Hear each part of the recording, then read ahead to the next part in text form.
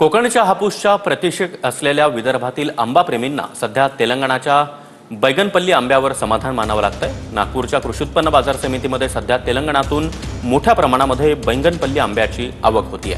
आंबा हंगामातील सुरुवात असल्यानं सध्या बैगनपल्ली आंब्याला 70 ते 80 रुपये किलोचा दर मिळतोय।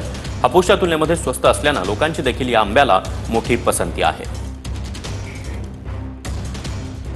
नागपूरच्या कळमना एपीएमसी मार्केटमध्ये आंध्र प्रदेशातून येणाऱ्या बैगनपल्ली आंब्याची आवक मोठ्या प्रमाणात वाढलेली आहे। आपण हे दृश्य या ठिकाणी बघू शकतो।